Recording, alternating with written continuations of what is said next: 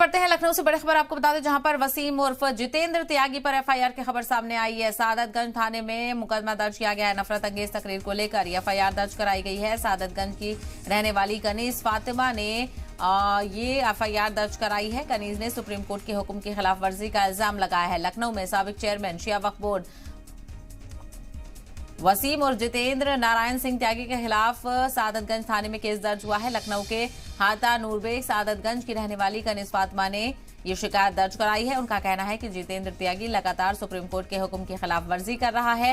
Hate speech मामले में उसे जमानत इस शर्त पर मिली थी कि वो आगे किसी भी तरह की नफरत अंगेज तकरीर नहीं करेगा, लेकिन वो मुसलसल नफरत अंगेज तकरीरें दे रहा है, जिससे बाहमी हम आहंगी बिगड़ सकती है और तशद्दुद भी भड़क सकता है। इस शिकायत पर सादतगंज थाने में पुलिस ने संगीन दफात के तहत मुकदमा दर्ज किया है और इस मुकदमे के बाद उम्मीद जताई जा रही है कि वसीम की जमानत रद्द हो सकती है और उसे किसी भी वक्त कोर्ट के जरिए से दोबारा जेल भेजा जा सकता है।